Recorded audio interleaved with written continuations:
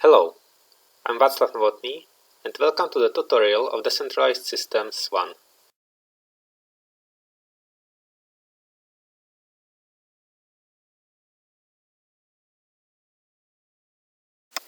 So, the vapor compression cycle, or systems based on vapor compression, can be found in two very wide applications. The first one is refrigeration or cooling systems, where basically 99% of these systems are using some form of vapor compression cycle. We can see that over here, where you can see there is a compressor, two heat exchangers, evaporator and condenser, and these are connected to auxiliary equipment as some cooling tower for heat rejection, and then the chilled water system into the building or where the cooling is necessary. And the second system is the heat pump, which works basically in the same way, just it does not reject the heat into the environment, but it takes it from it or from some other heat source, then upgrades it to a higher temperature level at which the heat is utilized. So here the example can be to take the heat from the environment by the heat exchanger over here, or from some solar thermal collectors, and then the upgraded heat is used for heating or for hot water. And in this tutorial we will calculate a following example of a heat pump. So the task is to design a heat pump cycle for upgrading of waste heat, where we have the parameters of the waste heat, 0.5 kilograms per second of the water at temperature of 40 degrees C, where we want to cool it down to 30 degrees C. The heating requirements for the so-called upgraded heat are 80 to 60 degrees C, and we will assume the R407C as the working fluid. We've given efficiency of the compressor and efficiency of the power electronics and motor, given minimum pinch points, and given superheat at the compressor inlet, so that we make sure that there are no droplets of the refrigerants going into this compressor, so that it wouldn't get damaged. And the task is to determine the coefficient of performance of the cycle itself, and then of the entire heating system, which means not just the thermodynamic efficiency, but also including the motor and frequency converter. We will neglect any auxiliary pumps or fans.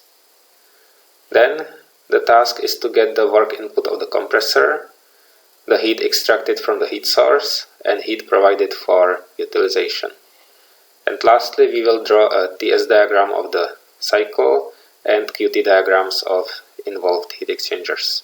So the vapor compression cycle consists of following components. There's a compressor. After the compressor, there is a heat exchanger.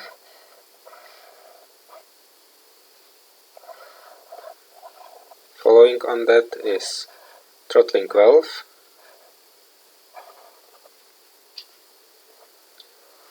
Then the working fluid goes to another heat exchanger, and back to the compressor.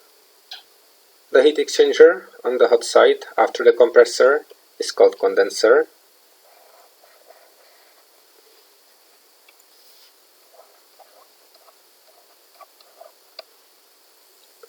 And the heat exchanger on the cold end side is called evaporator.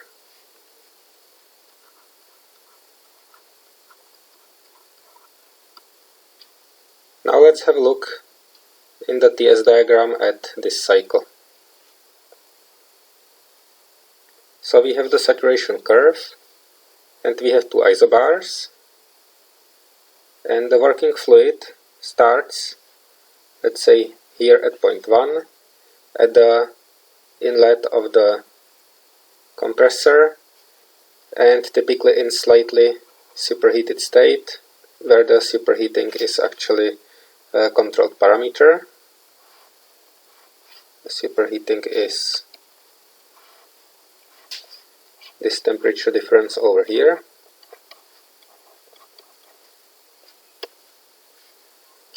Following on this, there is a compression, which ideally is isentropic, but in real compressors we know that we have some efficiency, so we are moving to higher entropies, and as you can see, higher superheatings at the compressor outlet.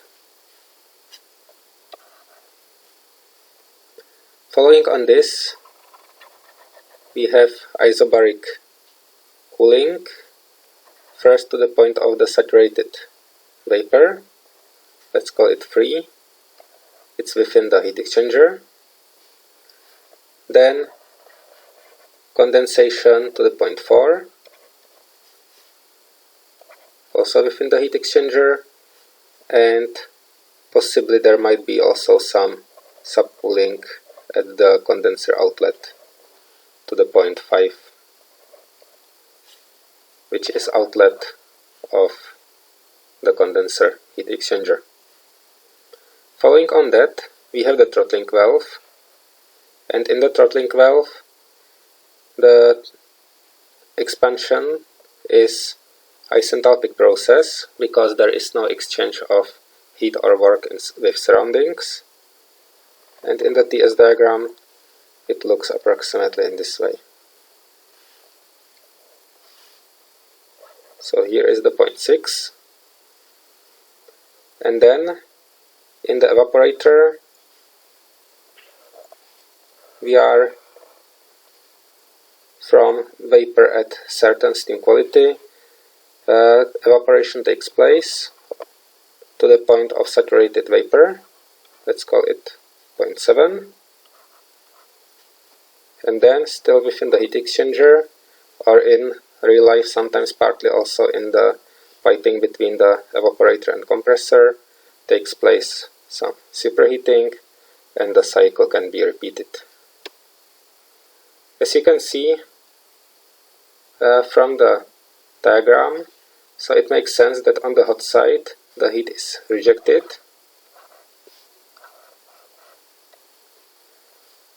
while on the cold side we are having the heat input.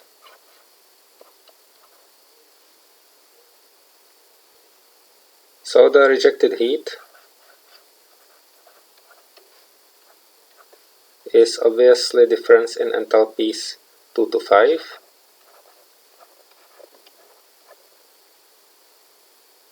and the heat input is difference in enthalpies 1 and 6.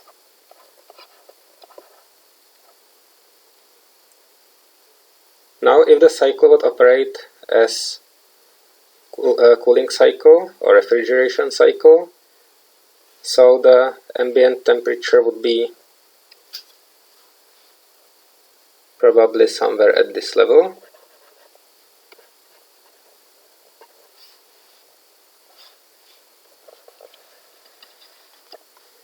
So that the heat can be rejected into the ambient, and the cooling would take place with some cooling temperature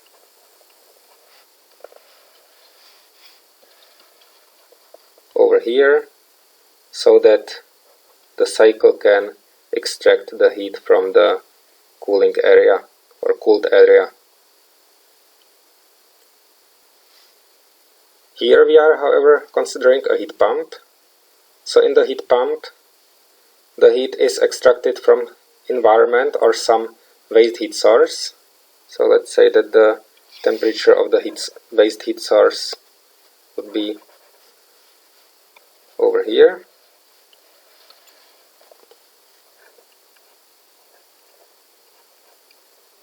And the output of the cycle is some heating,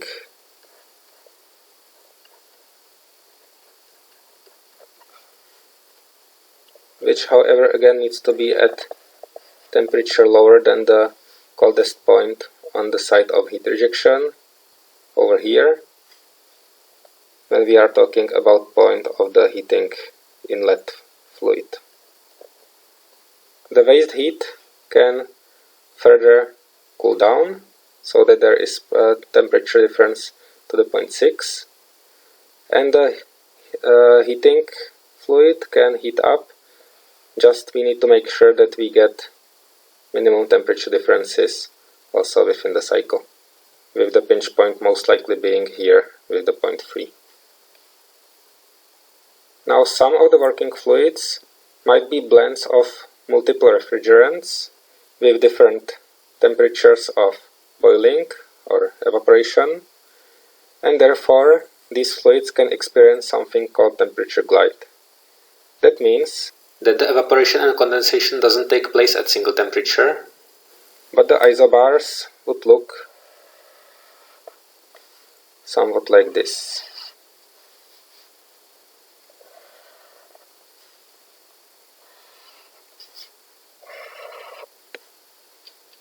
This will be also the case of the fluid that we will use in our calculation, which is R407C.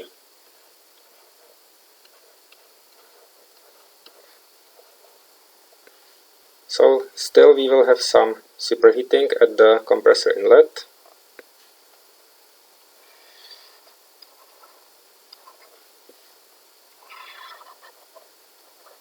The cycle would look very similar, just the point 3 and 4 will not be at the same temperature.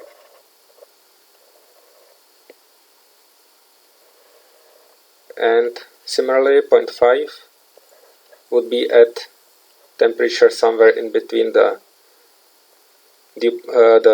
bubble point and the dew point. Then the 0.7 is at dew point, and we are having some superheating.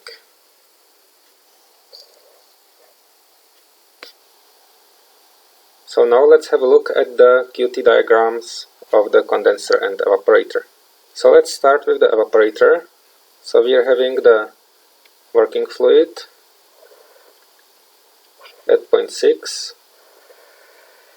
where it's as the heat is transferred into the fluid, as it evaporates, the temperature is slightly increasing to the 0.7, and then we have superheating to the 0.1.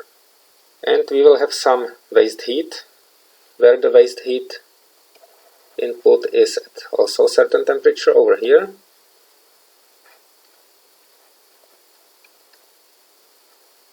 And as the waste heat is transferring the heat to the working fluid, it's cooling down.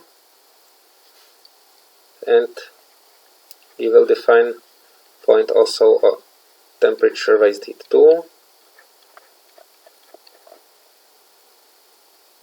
And temperature waste heat 3 at the outlet of the system.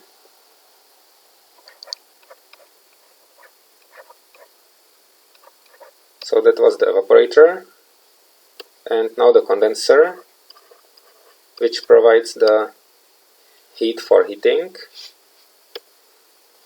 So the working fluid of the vapor compression cycle comes in at the point 2, which is in superheated state. It's being cooled down to the point 3 saturated vapor, or also dew point. The condensation starts, during which actually the temperature is not constant, but is slightly decreasing to the point 4. And then there will be some subcooling to the 0.5. And the heating fluid will come in at temperature heating 1. And as it flows through the heat exchanger, where in both heat exchangers we assume counterflow configuration, it will be heated up, where we will define the points respective to the working fluid at the dew point and bubble point. So at the bubble point there will be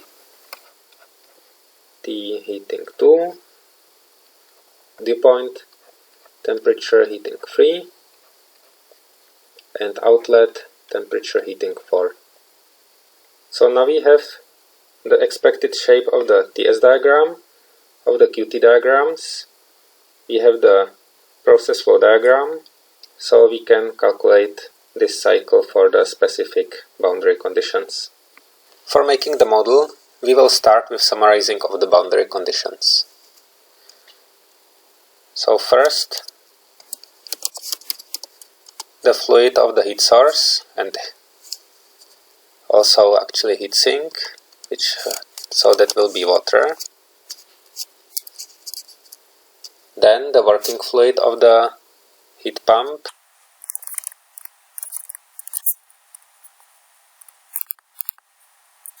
It will be R407C. Then for the temperatures, the temperature of heat source in is 40 degrees C. Heat source outlet was specified as 30 degrees C. Heat source mass flow rate was 0.5 kilograms per second.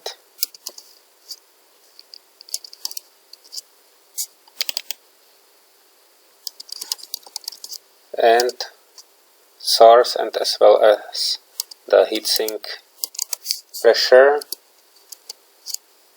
will be 1 bar for simplicity, so 100 kilopascals.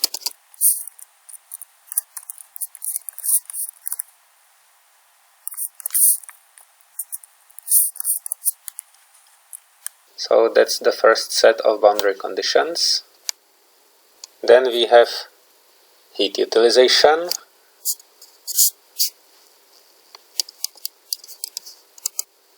where the required hot temperature of heat for utilization is 80 degrees C.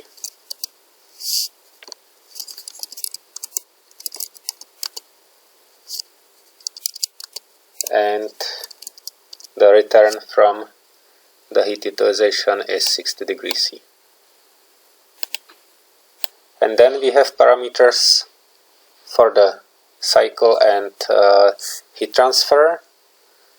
So the minimum temperature difference will be 5 kelvins. Compressor superheating at the inlet would be 2 kelvins. And finally, efficiency of the compressor, isentropic efficiency 75%, and electrical efficiency of motor and eventually some other power electronics, let's say 90%. So these are the boundary conditions, and now let's put in the values of the nodes of the cycle. So going from 1 to 7, where for 2 we will have 2 isentropic, and then we will have 2 real.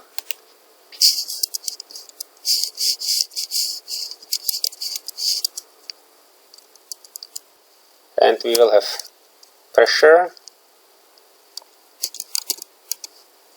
in pascals and in bars, then temperature in kelvins and for illustration also in degrees C, then enthalpy, joules per kilogram, entropy, joules per kilogram and Kelvin, and steam quality.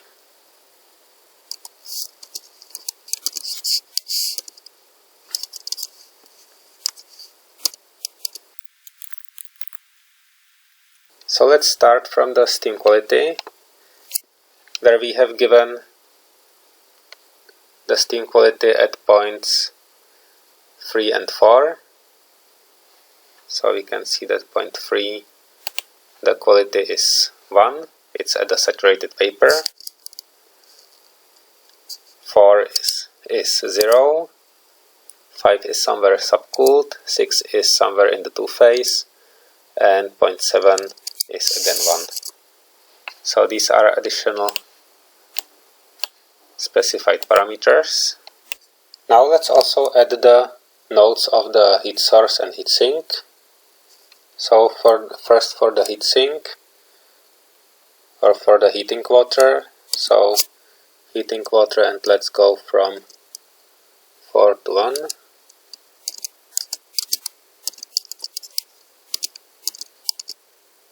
Same as we go in the diagram from 2 to 5. And then for the heat source, phased heat 1, 2 and 3. So now we can put in the pressure. It is kind of straightforward.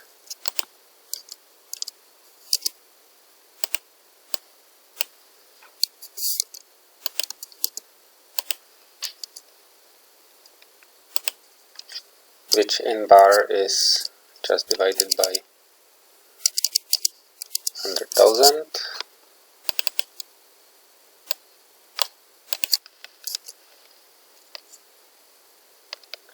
And for the temperature, so the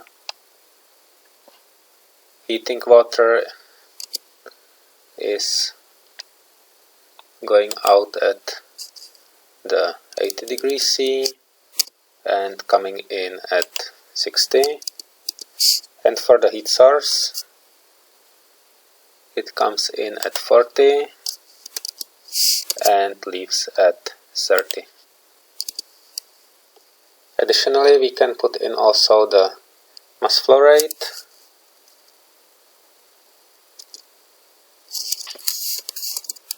In kilograms per second, where we don't know yet how much we will get of the heating water. We just know that we have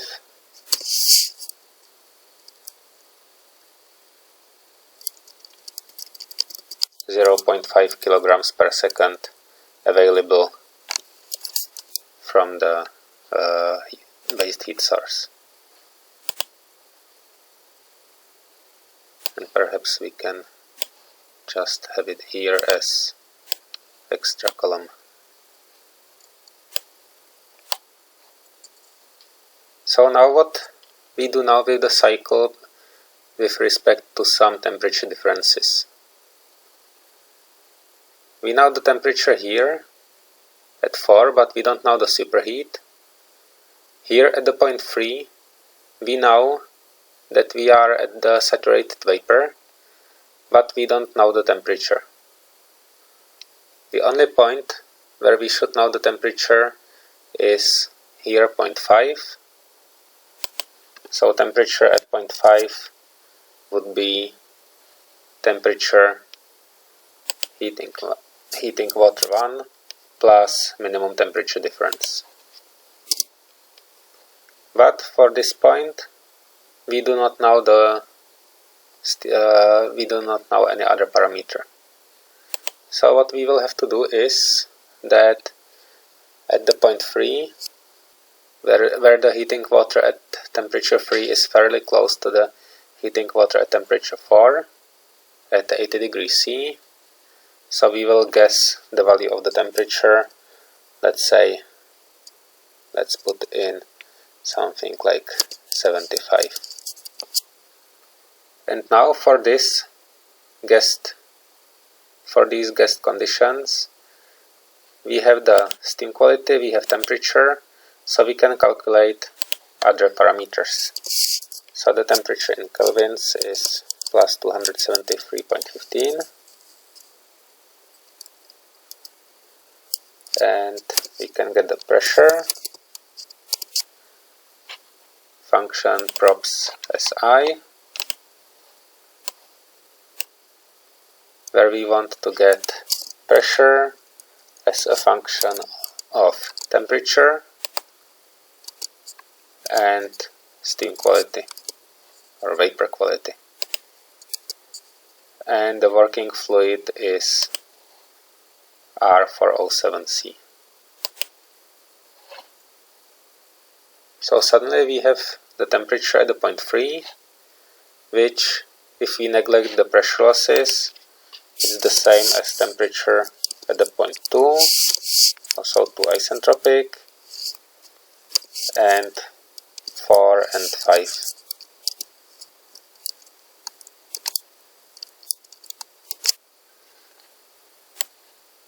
And we can see that the pressure for this guessed temperature will be over 3.5 megapascals, 35 bars.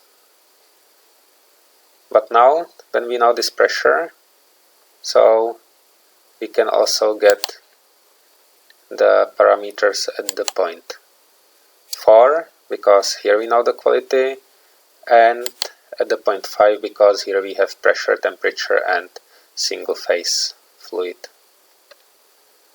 So let's get the other parameters.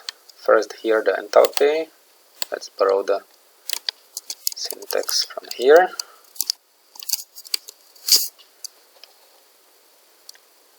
So here we want to get the enthalpy as a function of temperature and quality.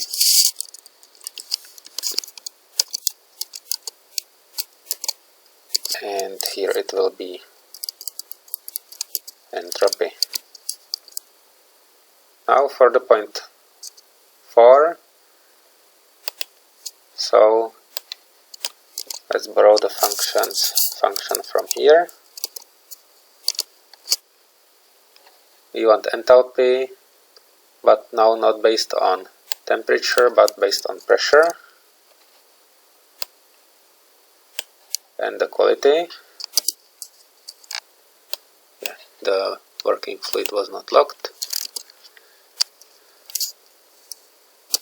Now it's better.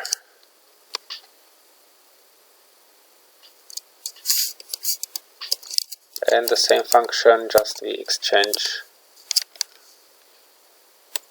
the enthalpy for entropy over here. And also the same function, just we exchange the enthalpy for temperature, minus 273.15, and we get degree C.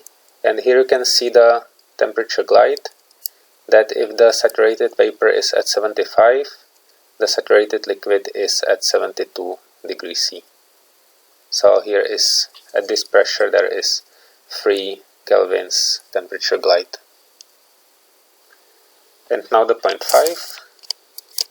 So again, from degree C we make kelvins, and now we use these two parameters. So let's borrow the function from here.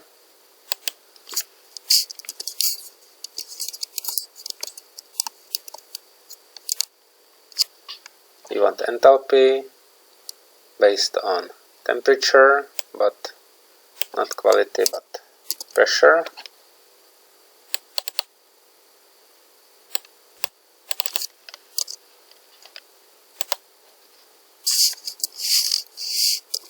And the same function, just with exchanged parameter, enthalpy for S as entropy.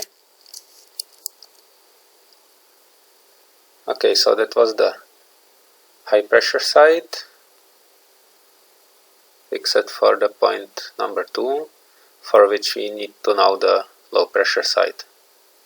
So at the low pressure side, we know that the temperature 6 should be temperature of the waste heat outlet, 30 degrees C, minus minimum temperature difference.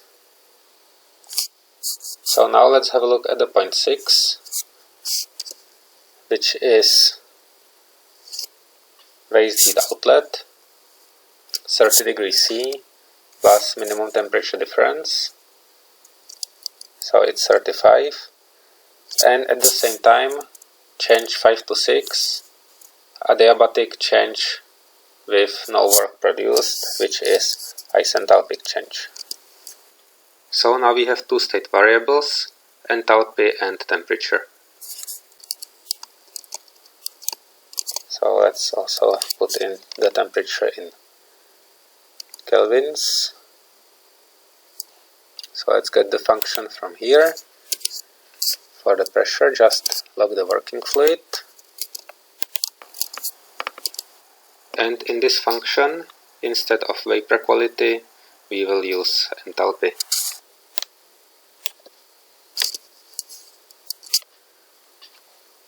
But now you can see that we have an error, that this pair of inputs is not supported.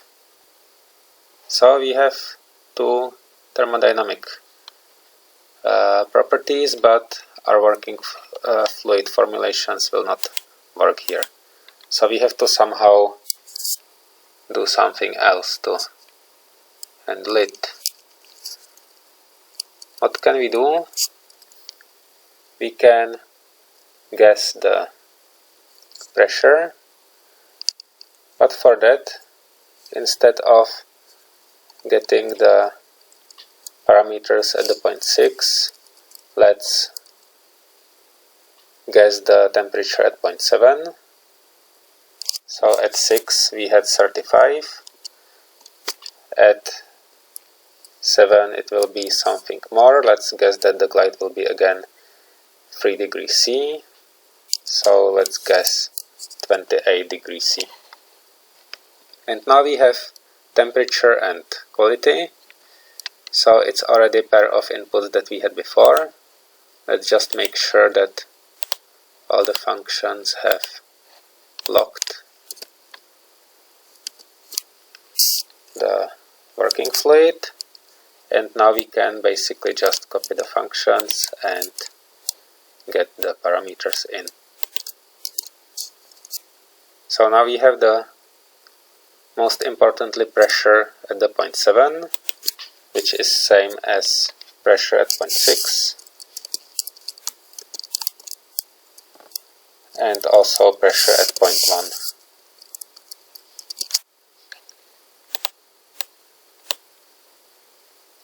Now for the point 1, we know that it's 0.7 plus the superheat at the compressor inlet.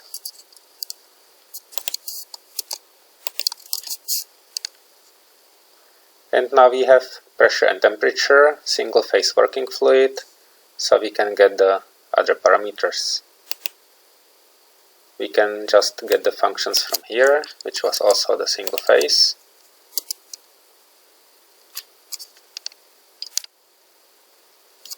And we have the point before the compressor. Now we can solve the isentropic compression first. So entropy at the outlet. Enthalpy will be function of, let's borrow the function syntax, but enthalpy will be function of pressure, that's correct, and the second parameter will be entropy. And now we can get the actual enthalpy at the point 2, which is enthalpy at point 1, plus the enthalpy difference divided by the compressor efficiency. So now we have enthalpy and pressure, and let's use these two to get the temperature and entropy. So the temperature will be function of pressure and enthalpy.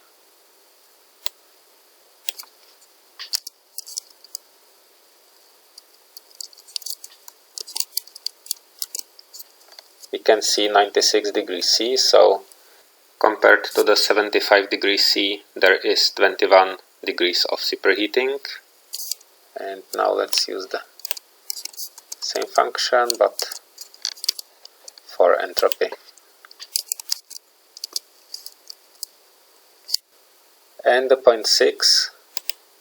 Now we have the pressure. It's still valid that the process will be isentropic, and all other parameters will be function of pressure and enthalpy, which is just what we had at the compressor outlet. So pressure and enthalpy to get the entropy and also to get the temperature. So now we can already see that the gas temperature here, 28 degrees C, resulted in temperature at the 0.6 to be 24.5, while it should have been 25.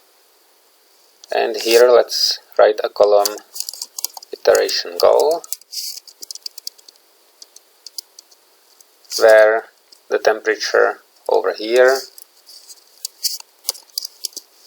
should be 25 degrees C, and here we will have the difference, which is the 25 minus temperature over here. And now we can run the solver, where we want the objective,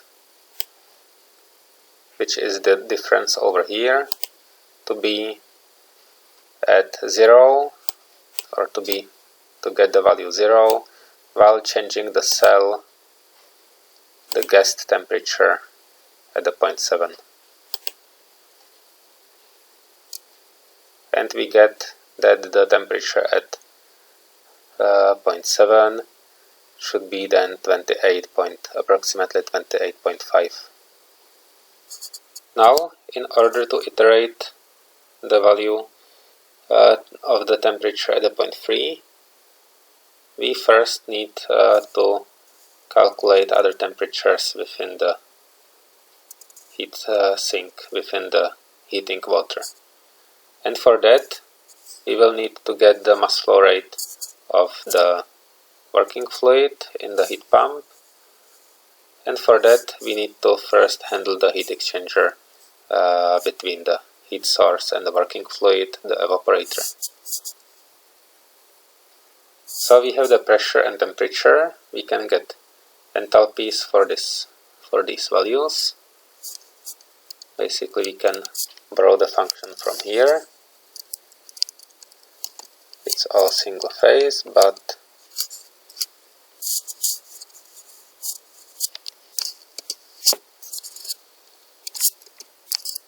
yeah, let's get the temperatures also in kelvins. And here the working fluid will not be R407C,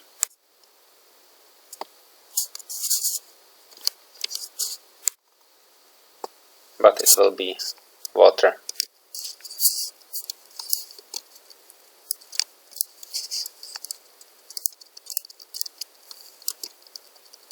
So the same function can be used also elsewhere in the heat source and heat sink, where we know the temperatures.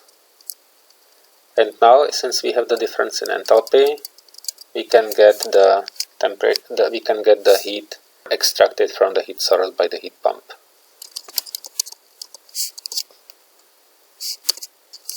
So it's mass flow rate of the heat source multiplied by the enthalpy difference between inlet and outlet.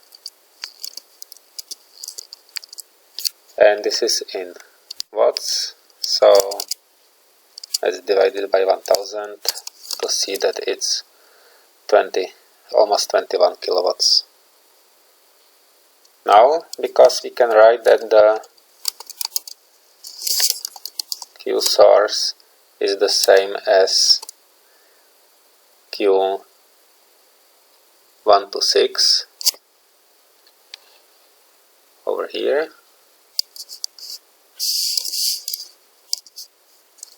So we can get the mass flow rate of the working fluid to be the heat from the heat source, Q source, and Q16 is mass flow rate times enthalpy 1 minus 6. So if we manipulate the variables, we get that we need to divide this heat by the difference in enthalpies, 6 minus 1. Sorry, 1 minus 3. So other way around. 1 minus 6.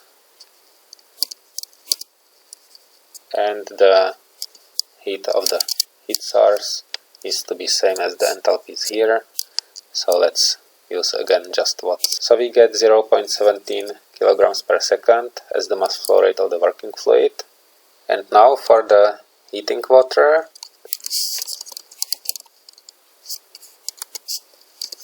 the thermal output of the heat pump is mass flow rate of the working fluid divided by the enthalpy difference 2 to 5. So enthalpy 2 minus enthalpy 5.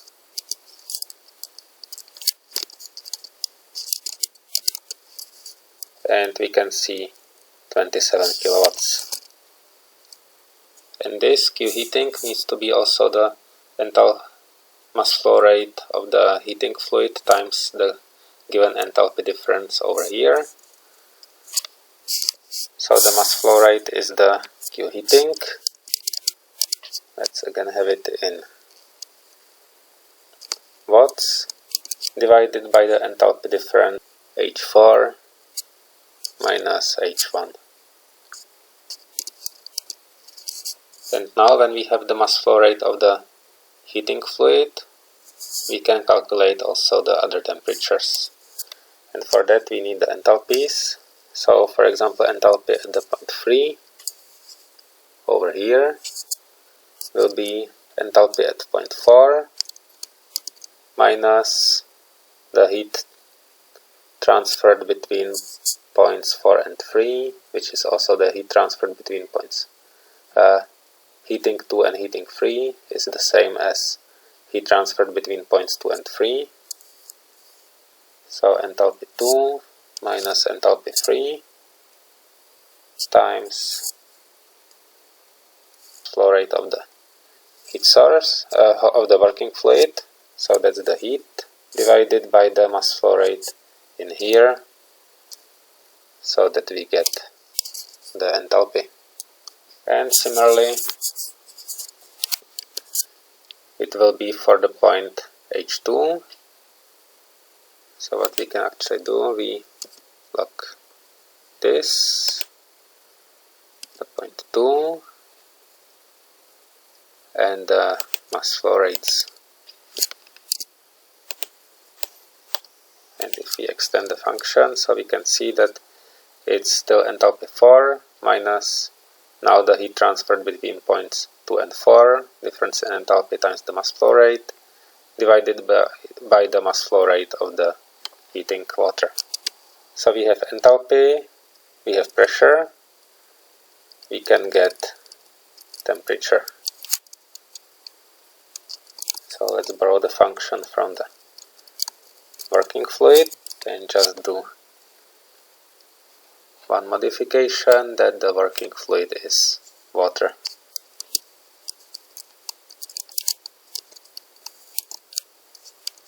And now we can see that the temperature at the point H3 is 74.93 degrees C, which is actually lower than the 75 over here, but just by very little bit. And instead of something about 5 kelvins temperature difference, there is just 0.1. So let's set again the iteration goal. Let's have it here as delta T.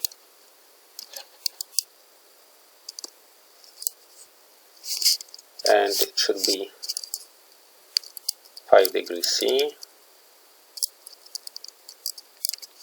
or 5 kelvins, while the actual value is the difference between the point 3 and heating 3.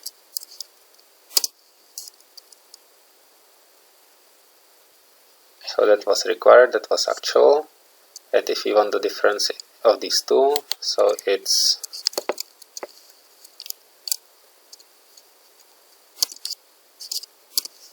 this actual temperature difference minus the required temperature difference. And again we can use the solver. So we set the objective over here to be value of 0 by changing the cell temperature at the point 3. And after the iteration we can see that now the temperature changed to 79. So 79.12, here we have 74.12, so the 5 kelvins temperature difference is satisfied. And what actually happened, as we changed the temperature, we changed a bit pressure, conditions at the point 6 changed, so the difference in here is already not that small.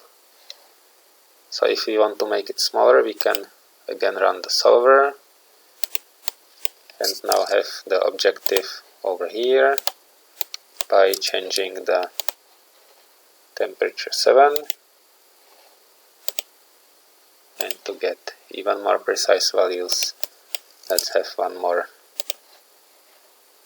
iteration of the temperature T7.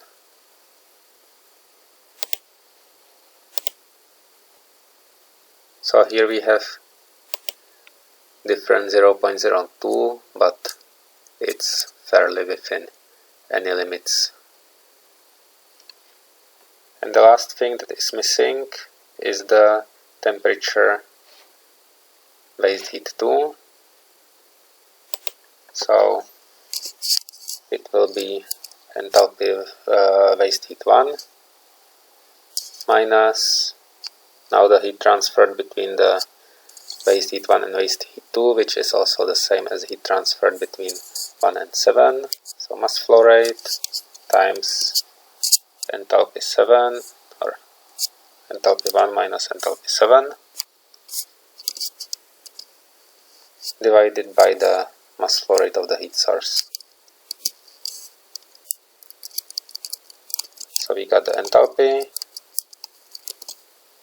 and we get the temperature from it, and we can see that actually for the superheating of 2 kelvins, the temperature of the heat source dropped very little bit, which we can see also here that the values of enthalpy are nearly the same.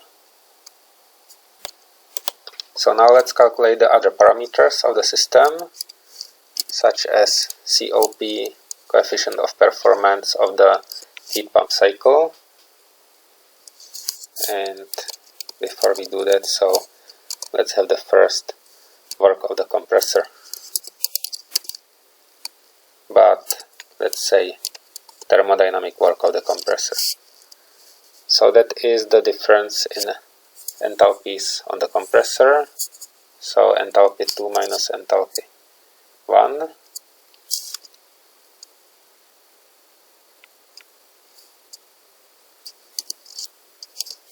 Divided by 1000 if you want the kilowatts.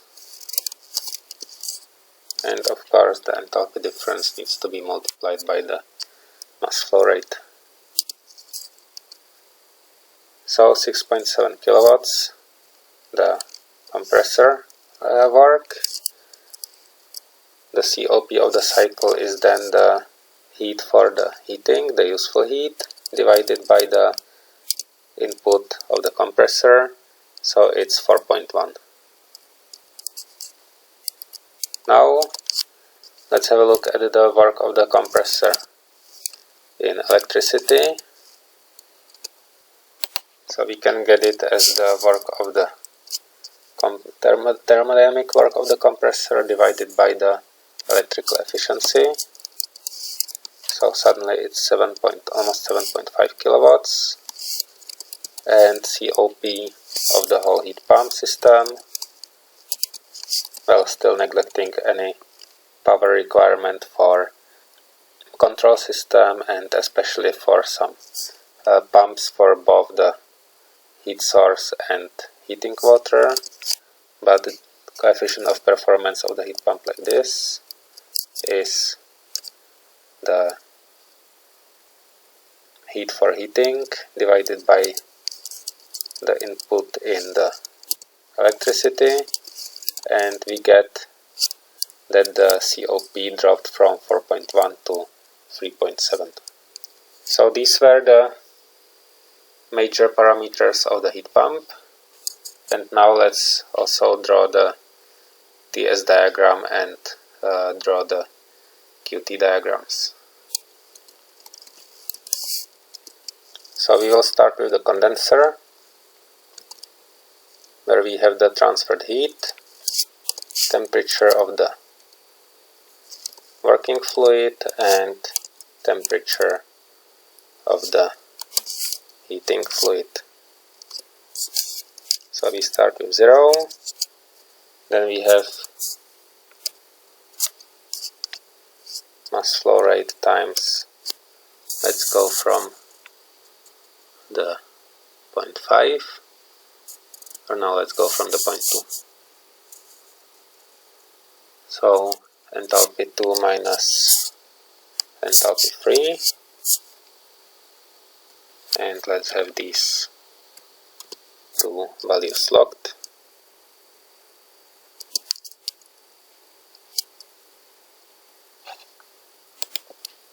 And let's have it also in kilowatts. So this is 2 to 3, 0.4 and 0.5, 27 kilowatts, which we can see also here. The temperature of the working fluid going from 2 to 5 to 65 degrees C, and temperature of the heating fluid going from 80 down to 60.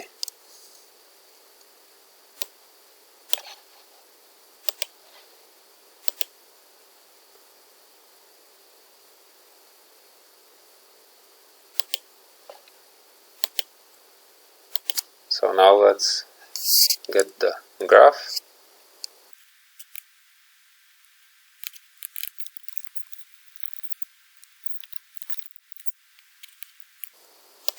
And we have the working fluid, and now we have also the heating water. So we can see that the boiling really is not isothermal, but we can see that the shape more or less resembles what we have here, just mirrored because we went from the hot side. So now let's do the same for the evaporator, where the heat goes from 0, and let's just borrow this function over here.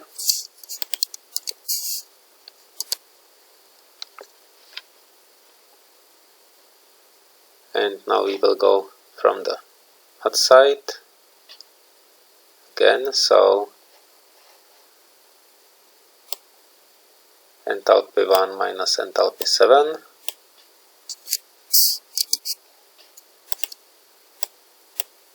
and enthalpy 1 minus enthalpy 6, and all that of course times the mass flow rate. So we have the 20.8 kilowatts as transferred heat, temperature of the working fluid at the starting point 0.1 over here, temperature at the 0.7 and temperature at the 0.6. And now the temperature of the waste heat. So waste heat 1, 2 and 3, and we can just copy the graph we had for the heatsink,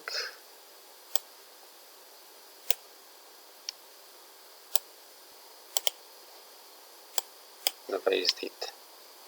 The working fluid stays and the heating changes to phase heat. Let's change a bit form, and we can again see mirrored graph from what we expected over here. And now the TS diagram, so let's start with the saturation lines.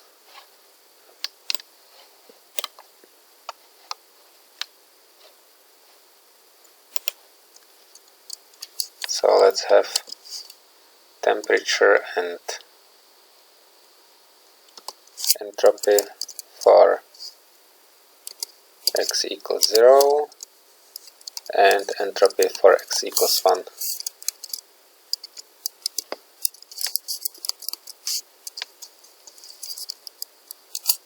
And let's have temperature in kelvins, degrees C,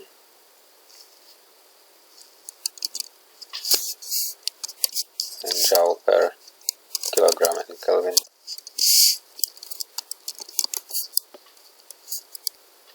So we are operating between, let's say, 25, 24 to more than 100 degrees C.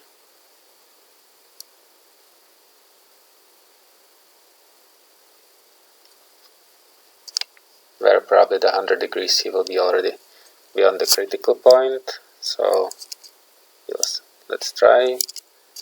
Let's start 20, 25,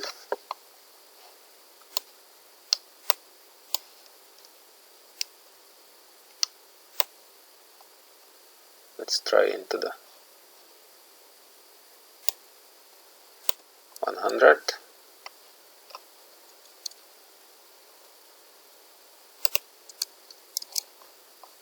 Now the kelvins.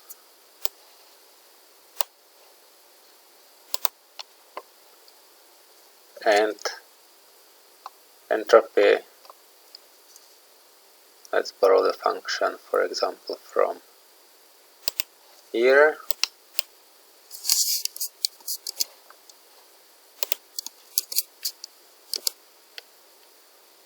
So the temperature over here, and the second will not be pressure but quality, and the value will be strictly given as 0. And over here, temperature and the quality is 1.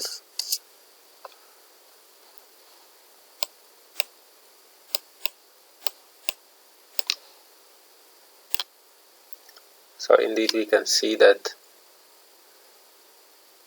between 85 and 90 degrees C is critical point. Let's try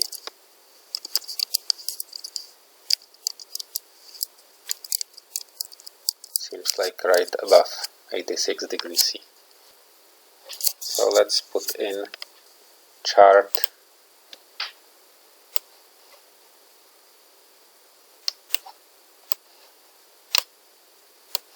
we can do it like this.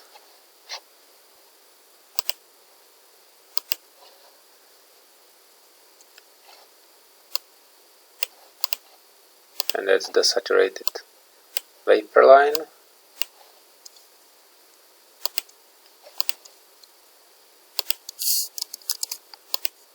And here we get saturated liquid. So again, get some decent format. Let's say something like this, and the maximum temperature. Let's go from 20 degrees C to 115.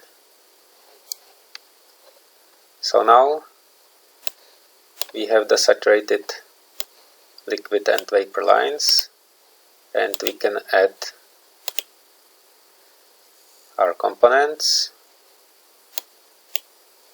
So let's start with the compressor.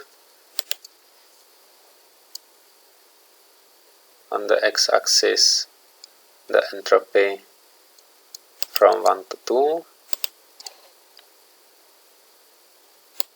On the y-axis the temperatures 1 to 2. Now the first part of the condenser, which is the superheater.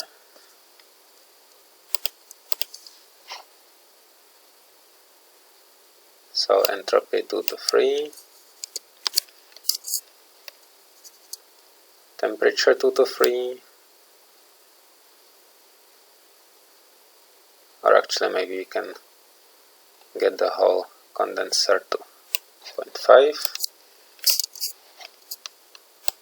Just let's do it like this, and later we will change the chart type to straight lines, which will be very close to the isobars.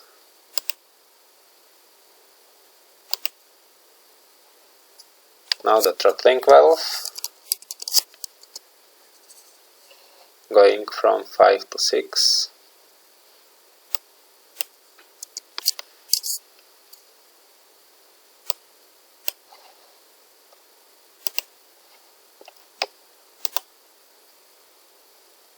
And finally the evaporator, going from 6 to 1. So 6, 7, 1.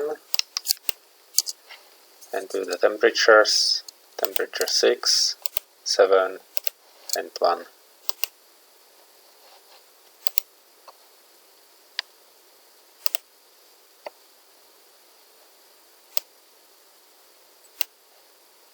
So for the condenser we will choose the straight lines. For the valve and compressor it doesn't matter, because we did not draw exactly the process of throttling step by step. We could draw it by having the constant enthalpy and eventually changing pressure from the top to bottom and then connect all of them. Also we could get more precise isobars, and for the compressor we could get value of entropy after constant efficiency of compression from the first point, from the beginning to the end. But this is just very illustrative diagram, so like this it's enough. Okay, so now we have the TS diagram, temperature in degree C, and unit entropy in joules per kilogram and Kelvin. Okay, so in this tutorial we have seen how the heat pump operates, and we calculated a heat pump model with specific working fluid which is a blend of two refrigerants, so it has non-isothermal phase change. We have calculated the parameters of the heat pump, like the transferred heat and work of the compressor required and COP of the cycle itself and the whole system. And we have seen how the QT diagrams of the heat exchangers look like and how the TS diagram of the cycle looks like. So that's it from this tutorial.